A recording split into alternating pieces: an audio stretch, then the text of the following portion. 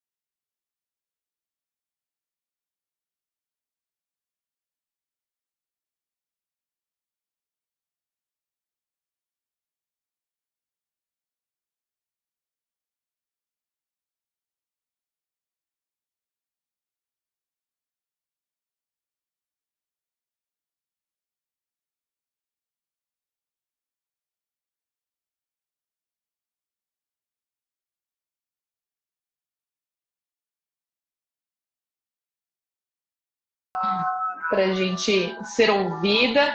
Eu fiquei perdida. Eu falei, gente, será que eu ainda sei fazer live? O pessoal tava falando lá no meu perfil. Ai, graças a Deus, as lives voltaram. Eu Verdade. dizia, gente, é porque a correria tá tão grande, né? É que, assim, enfim, a gente também tem que respeitar o nosso ritmo, né, Clarisa? E saber nossos Perfeito. limites e tudo, que tava bem apertado mesmo. Mas aos pouquinhos vai dando Perfeito. certo, né?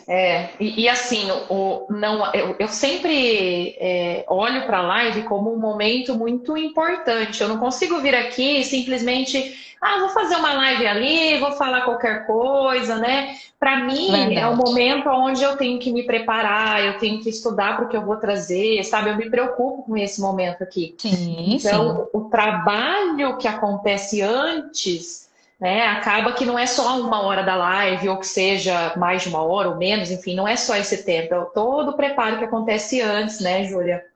Exatamente, né? Como eu encaro como uma palestra, né? É, Algo realmente assim que eu me preparo, assim, eu estava até vendo assim, tipo assim, algumas pesquisas mais recentes para trazer.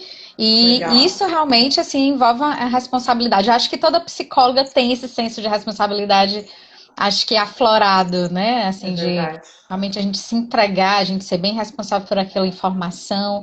E eu também trago muito isso, eu acho muito importante, né, Clarice? A gente realmente está nesse espaço, porque é importantíssimo a gente trazer informações fidedignas, né? A psicologia como ciência.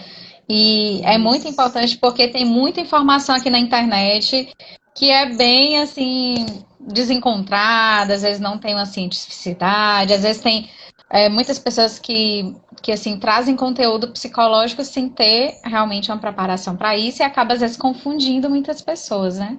Exatamente. E é justamente esse lado científico que hoje nós vamos trazer, né, Júlia? Isso. Primeiro, eu quero, enfim, te agradecer por ter aceitado o meu convite, né? Eu gosto de você, assim, de paixão, você sabe disso, né? Também. E tô com muita saudade de você e da sua mãe, então é um prazer ter você aqui. Pessoal que está chegando, obrigado por estarem aqui, ou os que vão assistir depois. É, e hoje é o dia, então, do neurocientista, é isso? Do Isso, do neuropsicólogo, né? neuropsicólogo. A gente tem essa especialidade, né, muito recente dentro da psicologia, né? E hoje é comemorado o Dia do Neuropsicólogo, né? Então, Nossa, uma aí vai honra. ser uma, É, uma honra para falar sobre essa área, né? Aqui, nossa, que ainda é pouco conhecida, né? Assim, as pessoas não conhecem tanto. exatamente, é pouco conhecido. Eu vou falar para você que eu me encanto muito, quero me especializar nisso, porque eu acho fantástico. E é uma honra ter você aqui nesse dia tão especial. Então, meus parabéns para você, né, Júlia, que faz esse trabalho aí de uma forma tão linda em Fortaleza e agora com atendimento online para todo canto do Brasil, enfim, do mundo, né? Que a gente consegue ir para fora também. Então é uma honra muito grande ter você aqui trazendo teu conhecimento para nós, viu? Ai, muito obrigada, Clarice. É um prazer estar aqui, né? Você já fez também live comigo e foi maravilhosa, né? Eu também admiro muito o teu trabalho, né? Indico você assim, sem, de olho fechado, porque eu admiro Eu também. demais, né? Legal, muito bom, gente. Então, agora, né, vou passar um pouquinho para vocês, assim, o que a gente tinha pensado. Quem está me acompanhando aqui já há algum tempo sabe o quanto que eu falo da questão da criança interior, né? E só para poder contextualizar o pessoal que às vezes está chegando aqui agora ou não conhece muito bem desse termo, tentando simplificar para vocês. Quando eu falo de criança interior, eu estou falando da tua base, né? Lá da tua infância, das tuas experiências, das tuas vivências, das emoções e dos sentimentos que você viveu lá, e o quanto isso ainda permanece em você enquanto adulto ou adulta. Né? Isso forma a tua base enquanto ser humano, porque foi lá que você aprendeu quem é você, quem é o outro, como é o mundo, como você se relaciona, né? Como você deve se tratar, enfim, foi lá que você aprendeu a ser como você é hoje. Claro que durante a sua vida você vai fazendo algumas mudanças, fazendo acrescentando algumas coisas, tirando outras. Mas é ali que está a tua base, né? Foi ali que você, quando veio ao mundo, não sabia de absolutamente nada e começou então a absorver, tanto que quando a gente é criança, ali, especialmente nos primeiros anos, é uma esponjinha mesmo, vai absorvendo, absorvendo tudo, não filtra, porque nós precisamos daquilo para sobreviver, para se situar nesse mundo, né? E aí, na vida de adulto, hoje, essa criança interior, especialmente a criança interior ferida, aparece como uma resposta emocional, uma parte da nossa psique, né, que responde emocionalmente às nossas necessidades não atendidas, né, as necessidades emocionais não atendidas.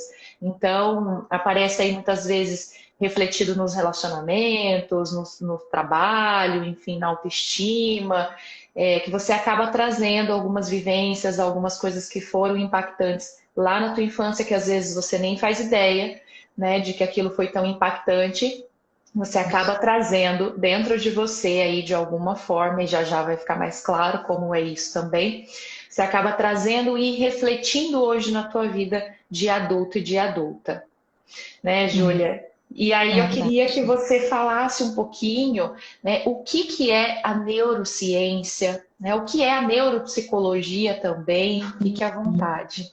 Sim, é muito legal, assim, Clarice, porque realmente, assim, tudo que você fala, né, assim, eu sou neuropsicóloga clínica, né, E eu faço também uma terapia, né, realmente com alguns pacientes, né, e faço avaliação neuropsicológica, né, e é incrível como, assim, no processo de terapia também a gente vai percebendo essa correlação, né, da infância, né, na avaliação neuropsicológica também, né, então, assim, eu invisto bastante na história de vida do paciente, né, o que ele passou desde a gestação, né?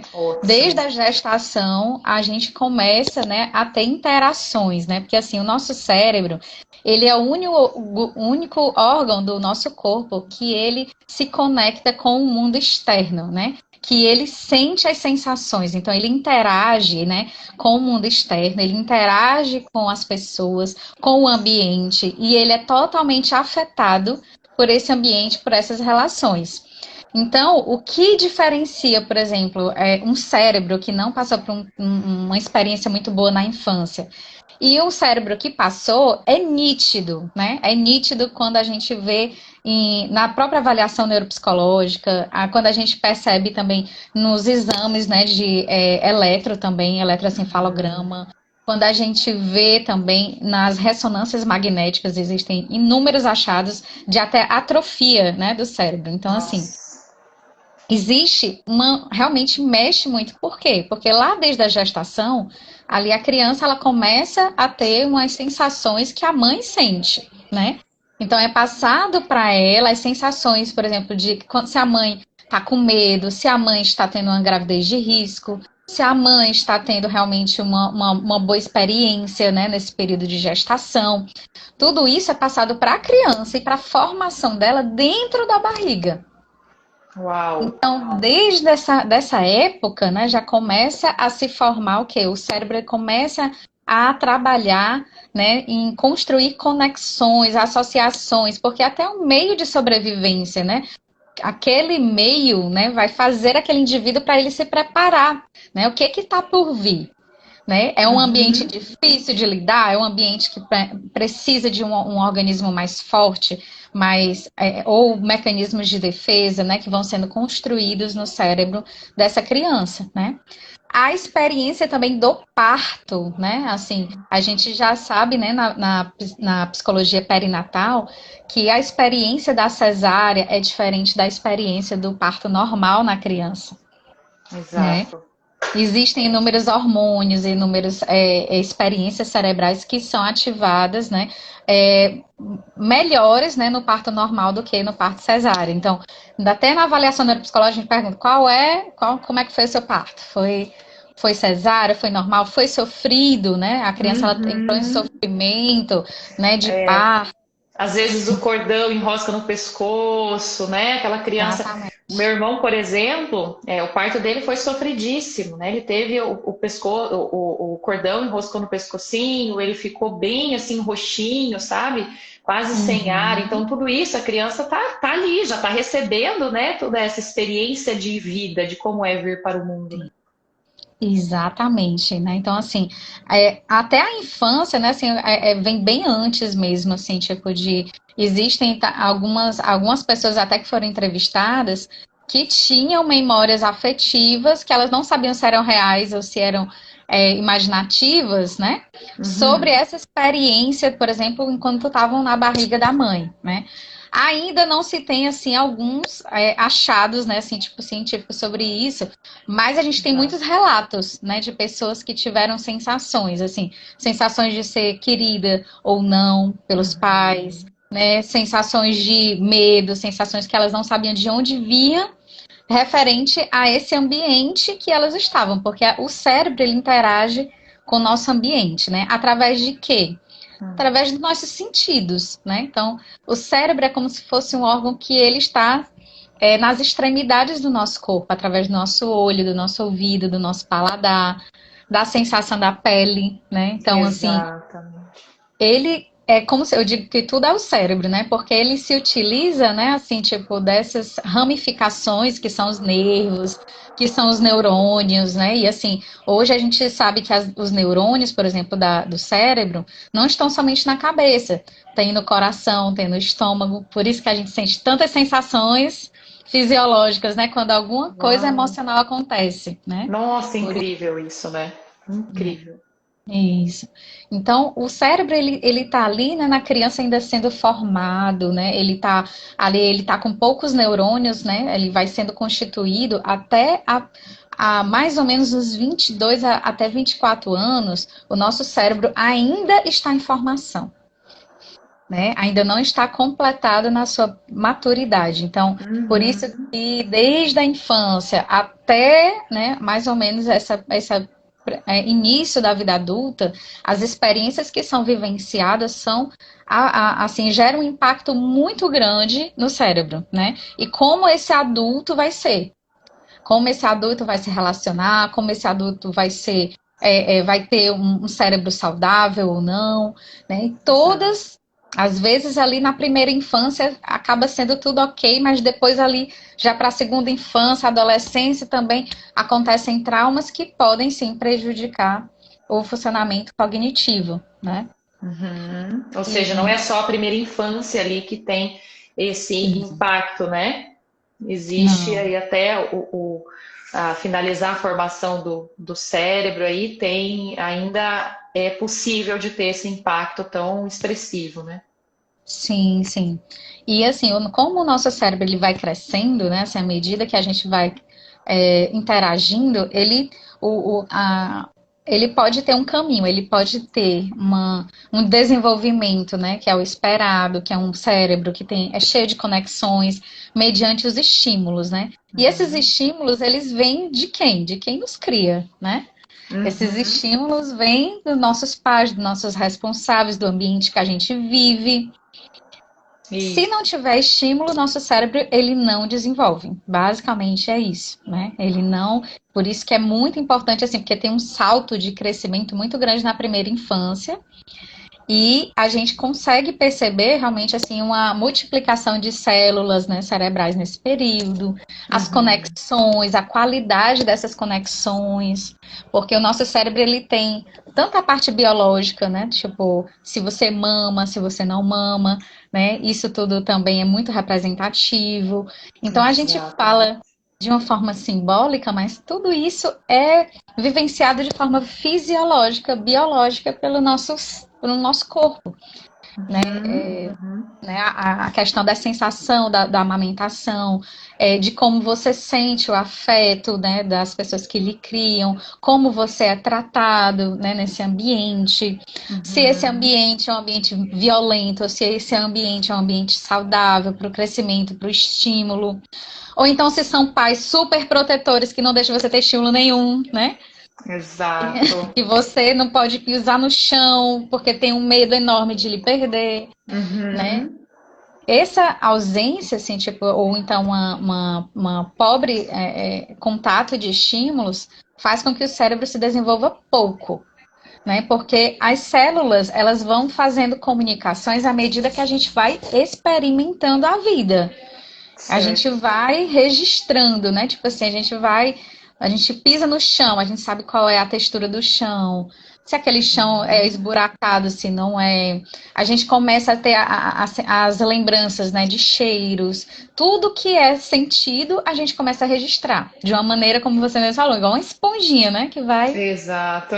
vai vindo, por quê? Porque a gente tem, assim, todo o nosso corpo, né, os nervos que eles vão levar informações para o nosso cérebro, né? Eles estão voltados para isso, né, Júlia? Para Assim, precisamos captar. aprender como é que vive, como é que anda, como é que faz as coisas, né? Tá tudo voltado para isso nesse momento. Exatamente. E a gente começa também a fazer associações, né?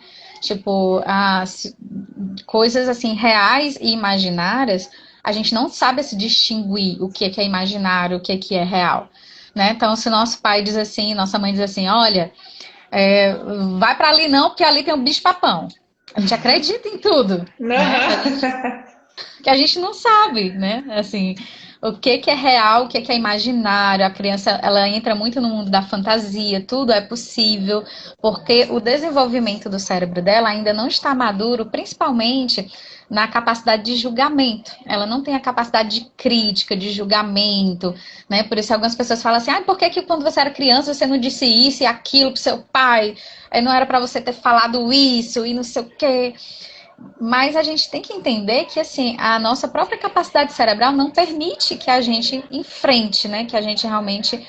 um dia desse eu estava vendo na internet uma menina que ela disse que se vingou de uma menina que cuidava dela na creche. Essa menina, ela maltratava ela quando ela era criança. Uhum. E eu achei impressionante, ela muito pequena na creche, acho que ela deveria ter menos de 4 anos, né? Sim, Ela para estar na colocar creche. uma pedra dentro da mochila dela para tentar se defender dessa Olha. moça, dessa cuidadora da creche, né? Aham. E eu achei impressionante porque geralmente assim a gente não tem essa capacidade assim defensiva, né? Como ela, talvez ela tenha visto alguma imagem, alguma coisa assim Exatamente. de se defender, mas assim geralmente a gente não tem essa capacidade de se defender. A gente tem a capacidade de quê? De absorver, né? Esse é um momento de absorção, de interação e de associações. A gente começa a associar o que é perigoso, o que é bom para a gente, o que é ruim para a gente, né? Uhum. A gente vai experimentando e a gente vai fazendo associações, né? Exato. Ô, Júlia, mas só te interrompendo um pouquinho, esse filtro também, por exemplo, do que é bom, o que não é bom, vai muito, vai sendo baseado na régua principalmente dos nossos cuidadores e do contexto que a gente Sim, está, né? Do sim. tipo, isso aqui deve ser bom porque é bom para o meu pai e pra minha mãe, eles disseram que é bom, porque, né? Então acaba sendo baseado nisso. E aí, quando nós vamos crescendo, às vezes a gente não para olhar e filtrar realmente. Espera lá, mas isso é meu, faz sentido para mim, Isso.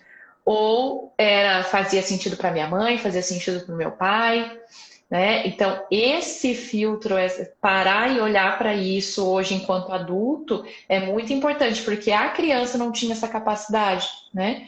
E outra coisa que você falou da defesa, que eu achei muito importante, é muito comum na clínica aparecer adultos que têm muito medo, como se olhassem para si mesmo como pessoas muito frágeis, muito vulneráveis, que não conseguem encarar aquilo. E às vezes é medo assim, medo de ser feliz.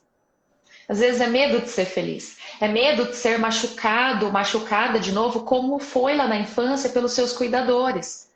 E Uhum. aí, eu preciso dizer para essa pessoa: olha, mas você não é mais aquela criança que não sabia se defender, que não tinha condições de se defender. Hoje você pode se defender. Você não precisa evitar de ser feliz, você não precisa evitar um relacionamento, né? Você tem condições de se defender. Então, gente, ó, vão prestando atenção o quanto a gente traz formas de funcionamento que estão imaturas muitas vezes, né? Que estão presas lá na criança ainda. Do tipo, eu não consigo me defender, então por isso eu me boicoto e não vou para ação, por isso eu não me arrisco, por isso eu não enfrento a vida, né? Porque eu tô presa lá, ó, na criança, criança que não sabia se defender.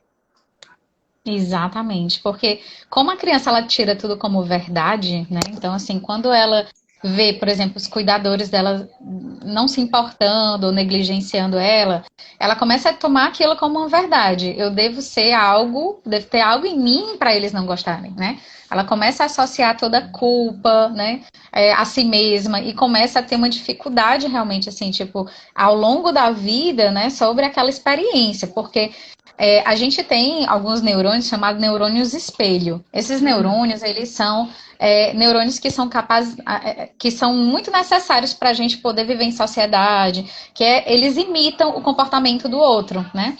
Por isso que vem às vezes assim, por que eu me comporto igual ao meu pai? Por que eu me comporto igual à minha mãe?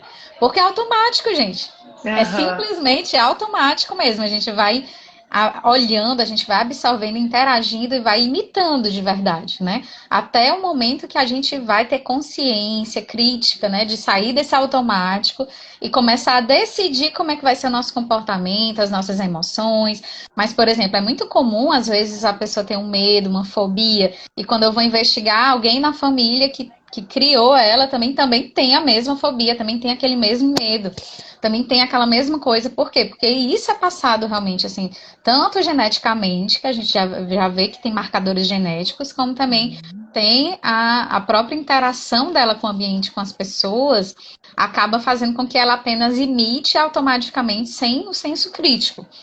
E vai se arrastando isso, né, até a vida adulta, até a pessoa realmente, às vezes, parar, né, olhar para dentro de si e realmente, por exemplo, fazer uma análise, né, daquilo que ela quer levar e daquilo que ela não quer, né? Porque a gente não é apenas cópia, a gente a gente é estimulado, a gente tem a absorção, mas a gente também tem a capacidade de fazer o nosso próprio ser, né? De fazer as nossas próprias decisões, enfrentar as dificuldades, né?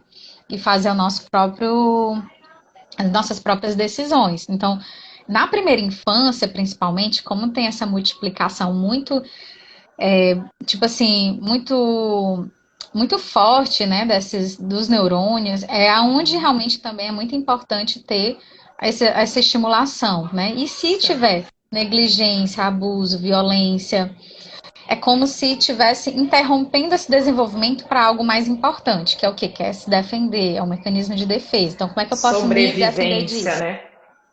Como é que eu posso me defender disso, né? Não sei se vocês viram, agora tá um documentário, né, de um rapaz que tem 24 personalidades, né, na Netflix. Não sei se Ah, eu não alguém viu vi. aqui, Não vi. né?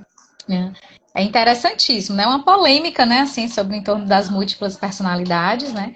Mas acontece que esse rapaz, ele sofreu alguns traumas na infância e que fizeram ele subdividir várias personalidades como um mecanismo de defesa.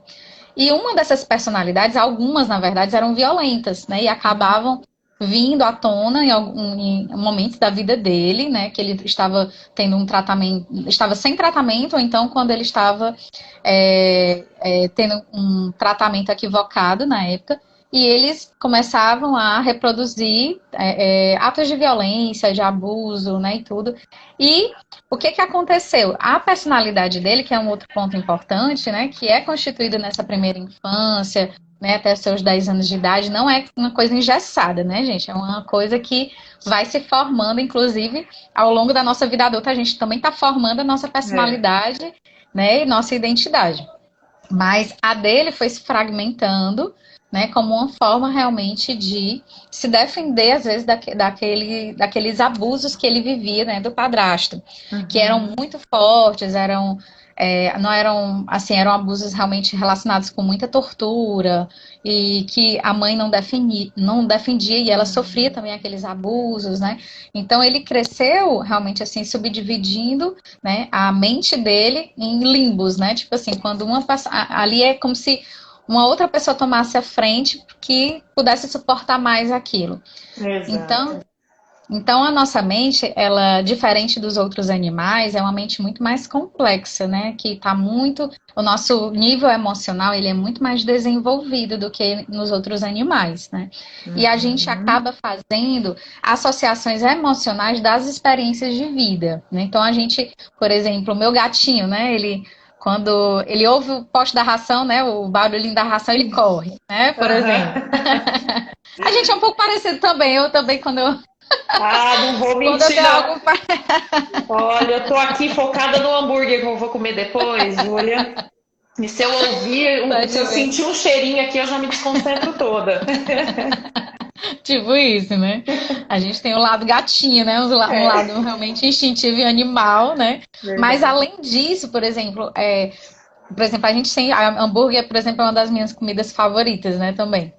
Então, quando eu lembro de hambúrguer, eu não lembro só do sabor do hambúrguer, mas das experiências que eu vivi ao comer aquele hambúrguer, com quem eu estava a comer aquele hambúrguer, né? Que experiência? Não, foi uma experiência feliz, foi uma experiência alegre, né? Ou será que eu tive uma experiência ruim, né? Naquele dia, por exemplo, eu comi e eu briguei com meu namorado, eu briguei com a minha mãe, né? E Isso. tudo. Então, a gente faz associações emocionais com as nossas experiências. Por isso que a gente é um ser muito simbólico, né? Por isso que quando a gente fala assim da criança interior e tudo, é porque a gente trabalha muito com o plano simbólico. O ser humano, ele trabalha muito com símbolos, com gatilhos, né? Ele tem tanto a parte positiva como a parte negativa desse mecanismo, mas que faz com que o nosso cérebro funcione de uma maneira mais eficaz, mais automática, exija menos esforço. E o que acontece é que, às vezes, esses traumas da infância acabam tendo associações com as nossas emoções de uma forma negativa, né? Exato. Eu tô lendo aqui, ó, o comentário da Lorena e eu tô dando risada aqui, que quando a gente ouve o barulho da moto, já sai correndo achando que é o iFood. E é bem assim, né? É bem assim.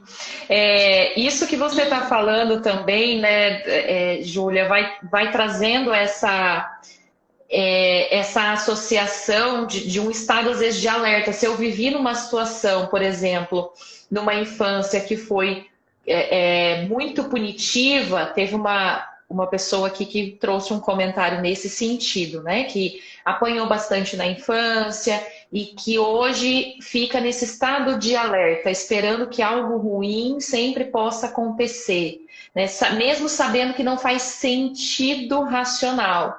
Mas não é isso, é essa conexão emocional que a Júlia está falando aí. Que nós, por sermos seres mais complexos nesse âmbito, a gente consegue fazer essa associação, né? E aí por isso que é tão difícil trabalhar, porque não é só o racional, não é mostrar para a pessoa que, ó, isso não faz sentido com isso. Não, não é só isso. É um trabalho muito mais profundo, porque aqui no emocional é difícil, é algo mais delicado de lidar, né? Verdade. Até assim, fisiologicamente falando, a parte que assim está relacionada às nossas memórias, às nossas emoções, elas estão ainda mais no centro do nosso cérebro e mais perto do tronco encefálico, que é onde vem as sensações, né? Então, primeiro a gente sente a emoção, depois a gente racionaliza. Porque Olha. até as camadas, assim, mesmo que isso acontece de uma forma muito rápida, né, gente? Não demora tanto, mas a primeira coisa que vem é o impacto emocional. Né? Por isso que até na clínica, quando a gente pergunta o que é que você pensou, a pessoa não lembra muito bem, mas o que é que você sentiu? A pessoa, eu senti isso. Né? Por quê? Porque a emoção, ela é o contato mais rápido. Por quê? A emoção é um mecanismo de defesa. Então, quando a gente sente uma emoção, ela já age na nossa ação, né? Já age no nosso comportamento, né? Assim, de uma forma automática para nos defender. Então, né? Por exemplo, se eu tenho o barulho da moto, né? E ali eu já penso que vai ser um assalto. Aquilo ali, primeiro vai vir para o meu emocional para eu correr. Isso. Depois que eu corri 2 quadras é que eu vou pensar, nossa, será que era mesmo a pessoa, né? Será que era... Não, puxa, era pedi não. um iFood, só... gente. Perdi o iFood, volta correndo. Exatamente. Então, é uma forma realmente assim. Então, tudo que vem, né, das nossas experiências, primeiro, pá, tem aquele impacto emocional. E perto, né, realmente dessa região do emocional, vem a parte também das memórias, que é a parte do hipocampo, né? Que é onde fica mais afetado, porque a gente precisa lembrar dessas experiências para que a gente associe nas próximas vezes o que é perigoso, o que não é. Então, se meu pai sempre me castigava, quando eu ouvi os passos dele, né? Chegando em casa, a minha reação emocional vai ser o quê? Medo, e eu vou logo o quê? Agir, eu vou paralisar. Ou então eu vou me esconder, ou então eu vou, né, tipo, ter uma reação, cada pessoa desenvolve, correr, né, um para alguém que me comportamento. protege, né? Isso, exatamente. Depois é que eu posso racionalizar. Será que meu pai... Não, meu pai acho que não tá tão assim, legal hoje, ou então... Mas a primeira reação é sempre emocional, por isso que as memórias emocionais, elas são tão fortes, né? Mais do que as memórias visuais, as memórias realmente mais racionais. Porque o mecanismo realmente de defesa do nosso organismo, não interessa o que você lembra, o que interessa é o que você sente ao ver aquilo. Que é justamente para a gente agir mais rápido, né? Porque se a gente fosse pensar ainda, gente, né? Olha só, se a gente fosse pensar, racionalizar, isso poderia acontecer muitas coisas ruins com a gente. Exatamente. A gente tem que lembrar que, assim, Pensa lá no tempo da caverna, né? Não podia pensar. Você via, porque lá de fato tinham ameaças constantes à vida, né? Então, assim, via um leão, via sei lá, uma cobra, não dava para pensar, e olha o que eu vou fazer nesse momento, né? Não dava. Corre ou luta, enfim, né? Luta ou Isso. fuga. Então, isso é um instinto de sobrevivência mesmo, é um mecanismo de sobrevivência, né? Então, e aí quando a gente olha para a situação de uma forma muito mais perigosa, como uma ameaça mesmo, de fato, aí que esse mecanismo ele é mais aguçado ainda, né? Que é Bem onde mais. acontece esse movimento de ou eu luto ou eu fujo, né? Eu não consigo Uhum. racionalizar, ponderar, ver que eu posso tomar atitudes diferentes, que eu tenho que analisar as consequências, que, ok, eu posso até sentir essa emoção, porque como a Júlia está colocando aqui, é algo que vai vir de primeira, mas eu posso escolher o que eu vou fazer com ela. Né? Porque essa ameaça que está aqui na minha frente não é a mesma ameaça que eu tinha quando eu era um ser indefeso lá na infância. Hoje eu sou adulta, essa ameaça que está aqui na minha frente, eu tenho outras formas de lidar com essa ameaça, né? Então Exatamente. é um trabalho bem importante esse. Exatamente, porque até mesmo a criança, né, que o nosso cérebro ele começa a se desenvolver, né, gente, da parte de baixo, aí ele vai crescendo, vai se expandindo, né, até a parte do frontal, que é essa parte que é a mais madura, a parte que a gente consegue planejar, racionalizar melhor, é onde a gente consegue fazer o julgamento. Tudo isso vai sendo construído, como eu falei para vocês, até o início da vida adulta. Então, imagina uma criança que essa parte realmente é como se nem existisse quase, né? Por isso que a criança ela não consegue controlar os seus impulsos, né? Ela não consegue, tipo assim, o que Eu eu quero. simplesmente eu quero, tem que existir, pronto, né? Isso não tem Exatamente. aquela coisa, tipo, é para depois, porque depois eu não quero saber, é para agora, né? Porque eu sinto, quero fazer, né? Então a parte Uhum. impulsiva da criança e a parte também da emoção, do medo, tudo é mais intenso e assim, é como se não existisse realmente a nossa capacidade de julgamento, racionalizar, de controlar os nossos impulsos, a controlar, por exemplo, a nossa fala, né? Por isso que diz que criança fala, né, sem filtro, Sem fala a filtro. verdade, né? Por quê? Porque ela não vai racionalizar aquilo, né, e tudo como um adulto, porque o adulto ele tem um cérebro diferente da criança. O Uhum. cérebro do adulto é um cérebro que, assim, dependendo das experiências que ele teve na vida, podem realmente colaborar para ele se tornar um adulto que seja capaz de controlar a sua própria vontade, de controlar realmente assim os seus impulsos, principalmente os emocionais, né? Porque a gente começa a partir tipo assim, eu sinto, eu quero agir, mas aí eu controlo essa minha vontade, eu inibo essa minha vontade de agir, racionalizando ela e decidindo como que eu quero fazer. Esse é o mecanismo do adulto saudável, né? Não é igual da Isso. criança. Aquele adulto que sente, age sem pensar, aquele adulto que simplesmente vai, né? E não consegue ter controle sobre isso, é um cérebro imaturo, né? É um cérebro como o de uma criança. E aí é que a gente realmente vem ver, assim, fisiologicamente falando, que às vezes existem adultos que têm o cérebro de uma criança.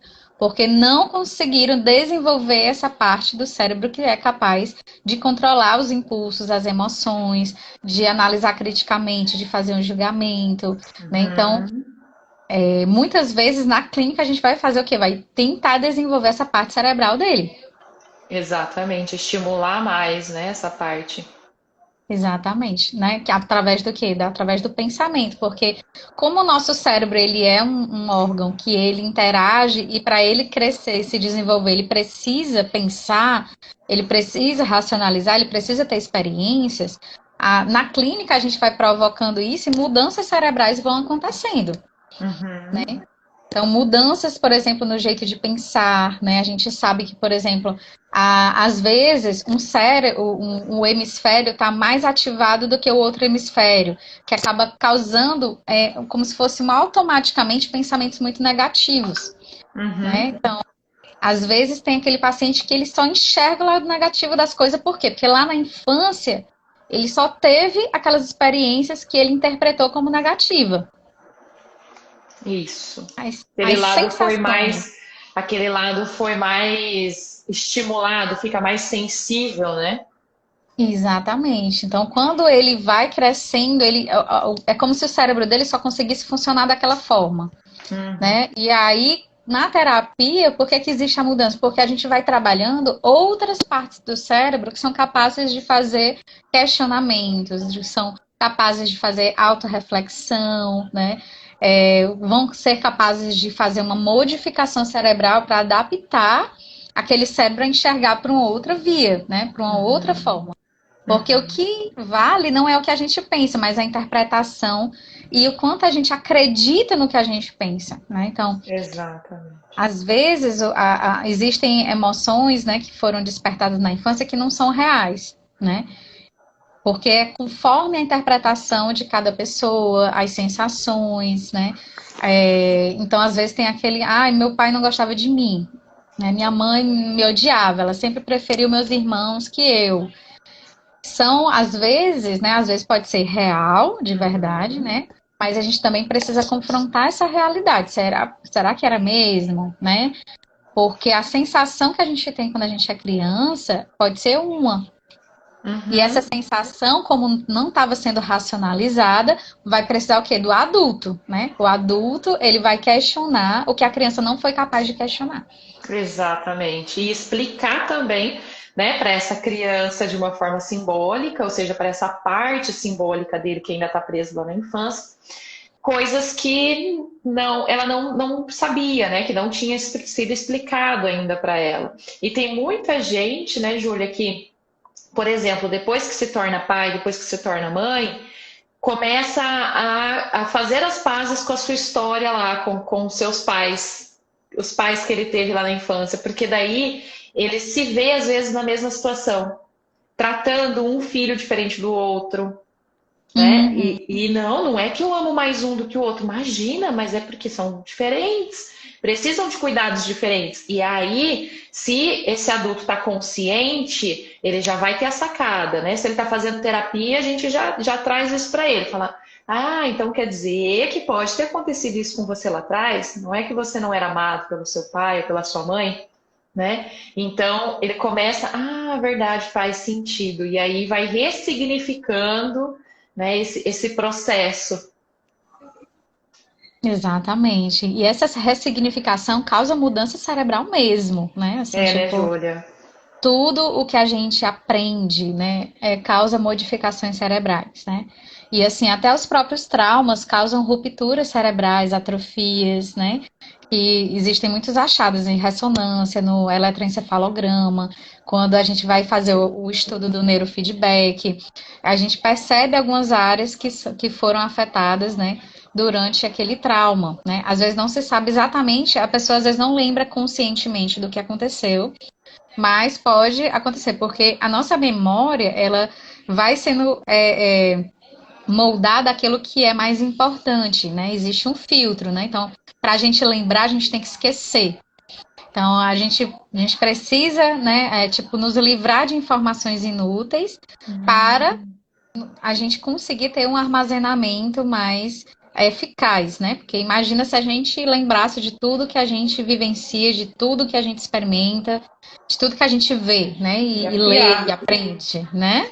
A gente e às vezes existem cérebros que têm um mau funcionamento porque tem um excesso de informações, excesso de armazenamento, né? Então, assim, a gente absorve, a gente lembra das sensações e isso fica numa parte mais que a gente fala inconsciente, no sentido não do abstrato, mas no sentido de que é como se fosse uma construção, né? Tipo assim, que a gente vai fazendo da nossa memória e que essa memória ela vai sendo fragmentada propositalmente como um mecanismo de defesa, às vezes, né? Então, às vezes a pessoa não lembra exatamente o que foi o evento traumático e às vezes lembra, né? Mas ela tá ali, né? Então, assim, precisa ser trabalhado da mesma maneira, tanto os traumas inconscientes como os conscientes, né? Assim, às vezes você não lembra do evento, mas você lembra da sensação do que você sentiu. Então, isso é muito relevante. né? Quando uma situação semelhante se repete, vem, né? Vem essa sensação traumática, enfim. Gente, olha o quanto eu já ouvi tanto nessa jornada aí de trabalho com a criança interior, Júlia, as pessoas invalidando, sabe, esse trabalho no sentido de, mas isso aí é balela, isso aí não funciona, mas isso é místico, isso é coisa de religião, religião fala desse negócio de criança interior. Gente, olha a ciência, por isso que eu quis trazer essa live, Júlia, Uhum. porque é a ciência dizendo, olha isso, o impacto que pode ter atrofiar, né, uma parte do nosso cérebro aí, enfim, diante de uma experiência traumática. Isso é muito importante e a capacidade que esse trabalho, enfim, que trabalhar a criança interior tem de conseguir melhorar essa tua capacidade cerebral, enfim, né, de melhorar a tua vida no geral. Isso é muito, muito, muito importante, né? Que bom que você está aqui falando isso. E aí, quando você fala de primeira infância, só para ficar claro, tem alguma idade que a neurociência traz? O que os estudos dizem? Geralmente a primeira infância, né, assim, é relacionada até os 4, 5 anos de idade. A Tá. segunda infância já vai dos 6 até mais ou menos os 12 anos de idade. Mas, assim, sempre quando a gente lembra, assim, dessa primeira infância, a gente fala que o crucial mesmo, assim, tipo, para o desenvolvimento saudável de uma criança são essa primeira até os seus 4, 5 anos de idade, né? Então é Tá. onde a mãe e o pai precisa dar mais atenção para a criança, precisa estimular, né? Essa questão de criança super protegida, né? Na clínica hoje eu vejo vários adultos, né, que têm medo de arriscar, medo de ser adultos, porque são adultos infantilizados, porque se eu não deixo meu filho fazer uma coisa, ele vai achar que ele não é capaz de fazer. Então ele Exatamente. vai associar o quê? Eu não posso realmente fazer isso, né? Porque eu não sou capaz. E ele começa a evitar várias situações, né, na vida, porque ele acha, né? Porque se a criança acredita, né, que os pais sabem de tudo, que é o melhor que ele tem, então se meu pai acha que minha mãe acha que eu não posso fazer isso, então eu devo não realmente ser capaz de fazer isso. Então, Uhum. assim, a criança ela precisa de estímulos, né? Então, assim, lembrando da nossa infância, você pode perceber como assim os primeiros anos, né, realmente são cruciais para o desenvolvimento da segunda infância e é justamente, né, hoje infelizmente a gente vê cada vez mais cedo as crianças tendo transtornos psiquiátricos, né, Verdade. relacionados à ansiedade, à depressão, né, uma amiga minha que ela é psicóloga infantil me falando que tinha uma criança de 12 anos tentando suicídio, né, e assim, já toda com que assim, antigamente se apresentava mais na adolescência e hoje está se apresentando mais cedo. Isso Uhum. significa que algo na primeira infância, né, às vezes assim dos pais não intencionalmente, né, assim, às vezes quererem super proteger, dar tudo, não preparam para a vida real, porque existe a vida fantasiosa na cabeça da criança. E é Uhum. muito importante que ela tenha contato com a vida real, com as frustrações, né, combinadas, com a responsabilidade, com o controle dos impulsos.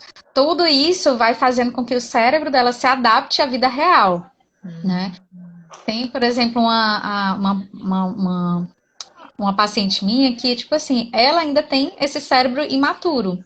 Eu Uhum. quero e eu não posso ter, então eu me frustro, então nada adianta, nada que eu tenho supre essa falta. Né? E a gente Aham. saber que assim a vida real ela é feita de às vezes algumas insatisfações, de frustrações. A gente acaba quebrando esse padrão da nossa imaturidade cerebral de fantasiar uma vida perfeita, uma vida que não existe, de pais perfeitos, de vida perfeita, de crescimento contínuo e perfeito.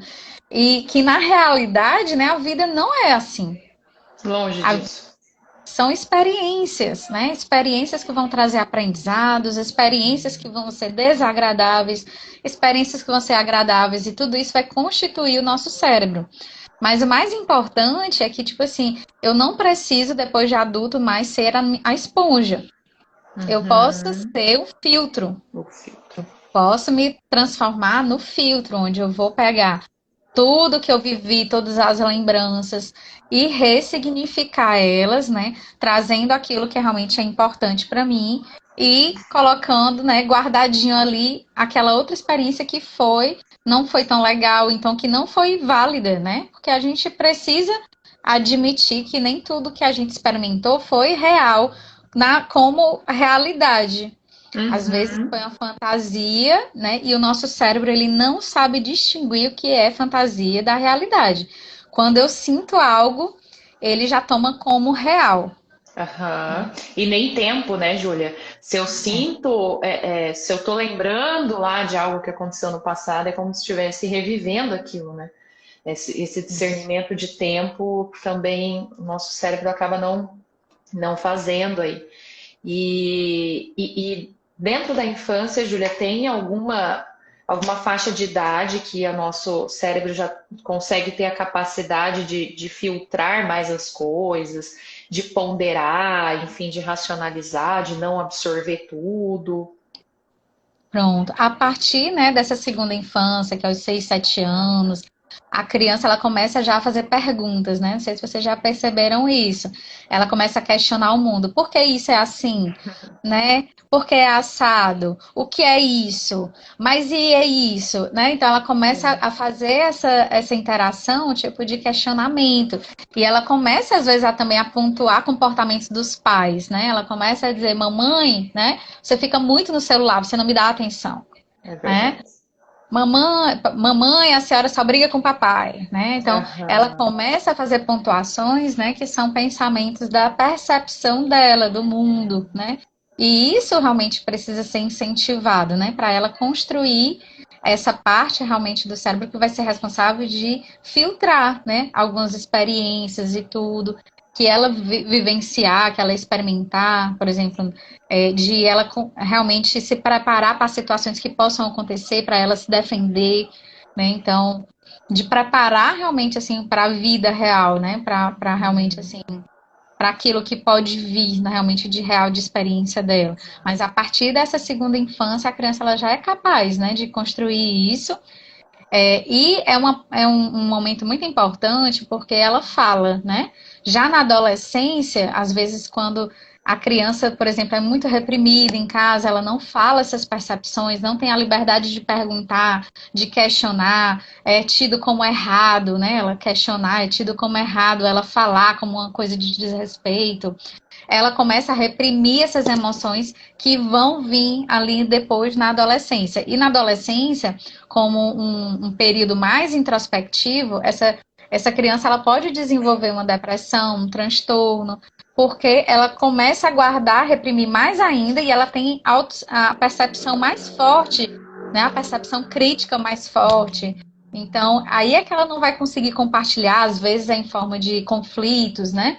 Que ela Exato. guarda nessa segunda infância e ela traz na adolescência, mais na parte comportamental mesmo, né? Como na parte realmente de confrontar, né? Assim, tipo, então não é assim raro, né? As pessoas realmente que nessa segunda infância guardaram essa percepção, não tinham tanta liberdade de fala, soltar isso, por exemplo, na adolescência de forma disfuncional, né? Uhum, exatamente.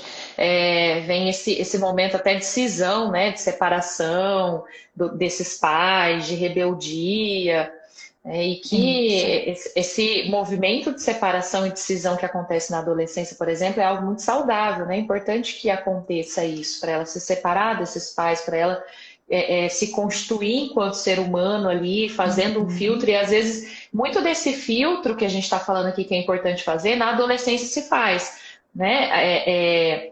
Muitas vezes de forma não tão saudável, né? Porque acaba também para tentar ser o oposto daquilo que a família apresentou, acaba indo para um lado que né, depois acaba tendo consequências não tão legais, mas é um filtro que se for bem estimulado, às vezes a gente vê tanto adolescente aí já na terapia, né, ainda bem, tem bastante essa Graças a Deus. procura, porque é um momento dele fazer esse filtro mesmo, esse balanço de pera lá, né? Colocar na balança o que é meu, o que é dos meus pais, E aí, quando tem esse processo de acompanhamento, fica muito mais saudável esse movimento aí de tirar o que não é dele, pegar o que é, né? E ir se formando enquanto ser humano. E, Júlia, para a gente ir caminhando para o final aqui da nossa live, que foi já muita informação, muita coisa boa. Que você poderia falar, dentro do que você já falou aí de dica também, mas o que enquanto a neurociência e o estudo da neurociência, o que dá para ser feito para que esse impacto, né, negativo que nós tivemos da infância, essas marcas da infância, não tome conta da nossa vida? O que dá para ser feito aí? Pronto. A primeira coisa, né, Clarissa, realmente é tornar consciente, né, a experiência desse trauma e confrontá-lo, né? Não existe nenhuma forma ainda, né, assim, de não vivenciar, tipo assim, porque ele fica revisitando a cabeça o tempo todo, né? Não sei se vocês já vivenciaram isso, mas é muito perceptível quando a gente está imaginando, lembrando de uma experiência que aconteceu no passado, é como se a gente se apagasse naquele momento e a gente não consegue nem perceber o mundo ao nosso redor. É como se a gente estivesse realmente olhando para dentro. As imagens são muito fortes, as sensações são muito fortes. E é como se a gente tivesse um túnel do tempo mesmo. Então, através da terapia, através também de outras técnicas, né, também de neurofeedback, também tem outras, né, que são baseadas em traumas também, né, que é o brain spotting, são formas de acesso a esses traumas, né, que eles vão ser o quê? Ressignificados, né? A gente precisa fazer novas associações com essa história e fazer com que dessa forma o nosso cérebro ele já vai modificar fisiologicamente, né, de forma também da eletrofisiologia também, porque as ondas cerebrais elas são modificadas à medida que a gente vai trabalhando e confrontando essas experiências, né? Tem muita gente que diz assim, não quero tocar nesse assunto, dói muito, né? Vou deixar ele aqui quietinho, né? E o tempo resolve tudo. E não é assim que funciona fisiologicamente falando também. Ótimo você falar disso. A gente precisa cortar, por exemplo, vamos supor que a gente tem dois neurônios que eles se associam automaticamente a você lembrar desse trauma. Quando a gente trabalha isso em terapia, ele não vai fazer conexão automática mais com esse neurônio, ele vai fazer com outro. E vai fazer com outro. Ele vai construindo um novo caminho que não é só automático de chegar e de conversar com aquele neurônio que é do trauma. Então, ele vai encontrando outros caminhos, né? Vai flexibilizando a cognição, flexibilizando o pensamento, as formas de enfrentar, de solucionar aquele problema. Ela vai se diversificando, né? Vai variando esse caminho. Então, isso vai também fazendo com que esses traumas, que são fisiologicamente traumas mesmo, né? Então, às vezes, existem alterações fisiológicas que são comprometidas, né? Ela vai se restabelecendo em novos caminhos, né? Em novas formas, realmente, de enxergar aquele problema. Então, uma ferida, né, que a gente tem no corpo, a gente não pode simplesmente botar uma calça por cima e esquecer, né? A gente tem que levantar, né? E tem que encarar aquilo ali, por mais que doa, né? Na nossa infância tinha um metiolate que ardia, era uma brincadeira. Hoje não arde mais. Né? Olha a Hoje palhaçada, mais, gente. né? A gente pegou justo a época que ardia, mas tá bom. Ardia demais. Doía mais, às vezes, de passar o remédio do que a experiência em si, né? Do que a queda em si. Mas, ó, preparou pra vida, mertiolate ardia, tá bom, né? A gente já vai lidando com essa dor da vida, enfim. É verdade. E às vezes acontece isso, a gente, às vezes, ao descobrir, né, esses traumas, a gente começa a achar que vai doer mais, que às vezes dói mais do que da experiência, né? Por quê? Porque quando a gente revisita, né, essa experiência traumática, a gente vai enxergar ela de uma maneira diferente do que a gente vivenciou. A gente vai olhar ela sobre a ótica de hoje.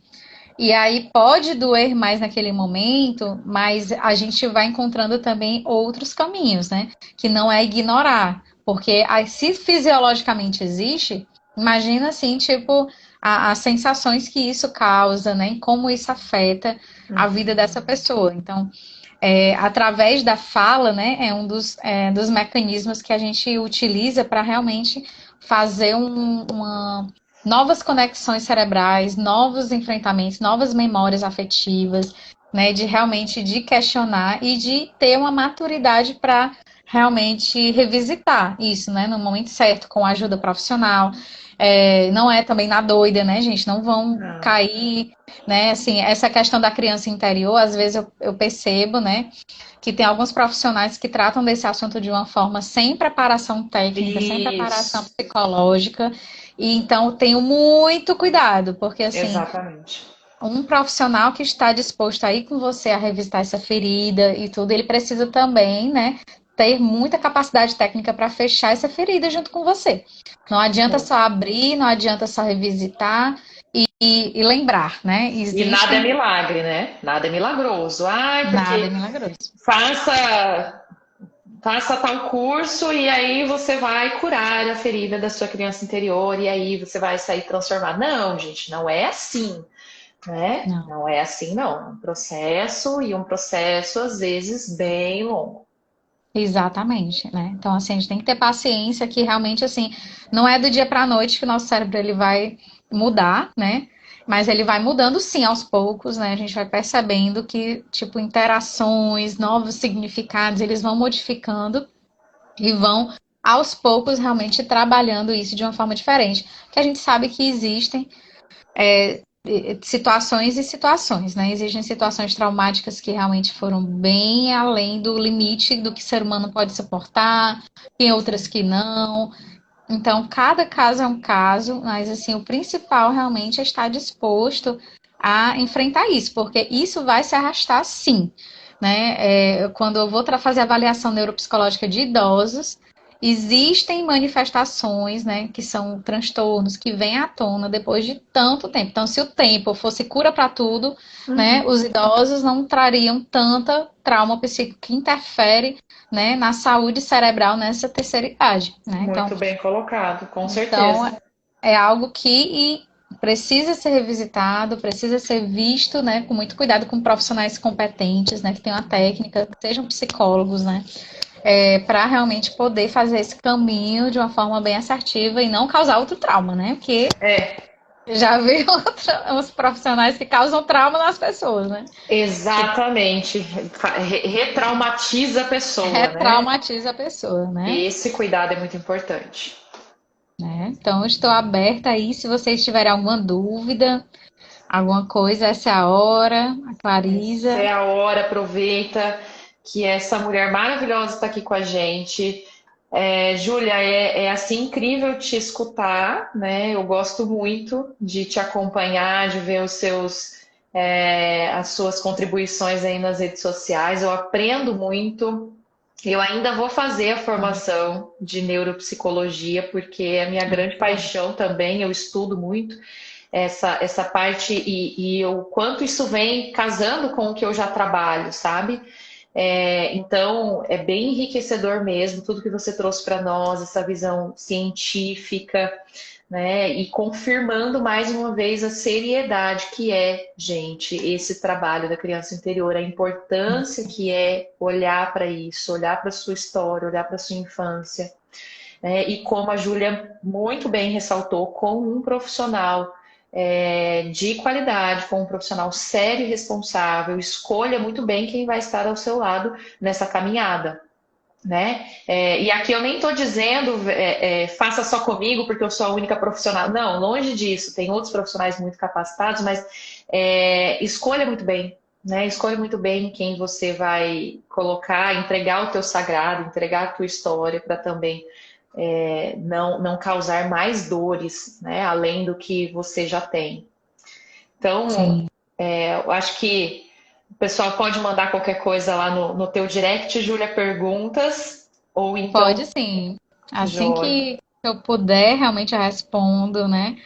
É, São muitas mensagens, eu peço até desculpa quem manda mensagem, às vezes eu não consigo responder de imediato, né? Mas pode mandar realmente e eu vou assim, tentar também voltar, assim, a colocar alguns conteúdos, né? Eu passei num momentozinho cuidando, assim, de mim, do meu emocional, Tá né? certíssima. E fazer, às vezes, muito conteúdo, né, gente, assim, de maneira mais frenética, acaba tirando um pouco, assim, da nossa qualidade de vida. Então, eu precisei dar minha afastada e vou voltar de uma forma mais saudável, né? Agora, Isso, Júlia, você está certíssima, né? A gente precisa se cuidar. Até essa semana caiu rede social, WhatsApp, e foi um misto, né? Um misto de desespero, muitas vezes, porque o nosso trabalho envolve isso também, mas um misto de alívio, de falar, não preciso, né? Não preciso lidar com isso agora. Eu posso descansar, eu posso viver uma vida para além das redes sociais. Então, é muito importante que a gente vivencie o que a gente fala para os nossos clientes, para as pessoas que nos acompanham, né? Então, verdade. parabéns, isso só me faz te admirar ainda mais, né? E, bom, o pessoal está dando feedback positivo aqui, que gostou, dando parabéns, que adorou, Que bom, gente. né? Fico muito Compartilhem com as feliz. pessoas, né? Assim, tipo, e eu quero validar o trabalho da Clarisa, que é excepcional, é excelente, né? Obrigada. As pessoas que fazem com ela, realmente, eu confio realmente porque ela traz a psicologia, ela é uma ciência, né? E ela é psicóloga. E quando ela traz esse simbolismo da criança interior, é com muita propriedade, né? Com muita ciência, com muita validação, né? Não é qualquer, como se fosse qualquer pessoa de um termo holístico, né? Não é isso, Isso, né? É de uma isso. maneira bem aprofundada. Exatamente. Obrigada, Júlia. Mais uma vez, muito Nada, um obrigada beijo. por você estar aqui. Manda um beijo para sua mãe, Tá, mando né? sim. Olha lá, amei a live, eu também amei. Então, Júlia, uma boa noite, que agora eu vou comer hambúrguer. Ai, que inveja. Ai, Um beijo, meu bem. beijo. Tchau, tchau. Tchau.